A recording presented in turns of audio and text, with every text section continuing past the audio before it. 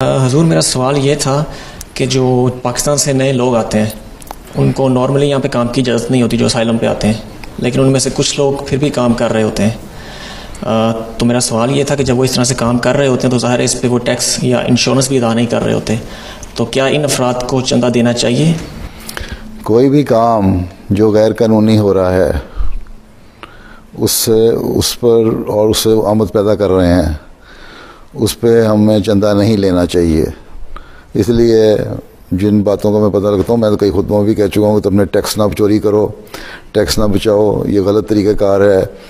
پھر یہ ہے کہ اگر تم غلط کام ویسے ہی شرعی لحاظ سے بھی غلط کام کر رہے ہو، شراب بیچ رہے ہو، جس کے بارے میں آنسر نے بڑی حدیث ہے کہ شراب بیچنے والا، شراب کشید کرنے والا، شراب پلانے والا، شراب بنانے والا سب جانتی ہیں جہنمی ہیں۔ تو ایسی صورت میں پھر ہم چندہ کس طرح لیتا؟ اگر سور کی حد تک قرآن کریم نے اجازت دی کہ اگر تم بھوکے مر رہے ہو تو سور کھا سکتے ہو۔ سور بھی ایک ہمارے لیے ایک بہت بڑا ہوا بن گیا ہوا ہے۔ لوگ سور کا سر مسجد میں لا کے رکھ دیتے ہیں، سمجھتے ہیں کہ ہم نے مسلمانوں کو جذبات ابھار دیے، تو حالانکہ جذبات ابھارنے کی ضرورت کوئی نہیں۔ سر پڑا ہوا ہے تو تم ان سے کہو 3-4 اور لا کے سر رکھ دو، ابھی خاموش ہو جائیں گے۔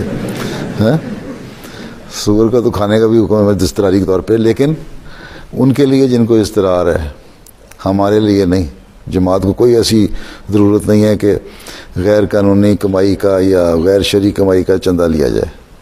جو کرتے ہیں وہ غلط کرتے ہیں، اور انتظامیہ کو، میں خطبوں میں کئی دفعہ کہہ چکا ہوں، انتظامیہ کو ٹھیک ہے۔ جزاک اللہ حضور۔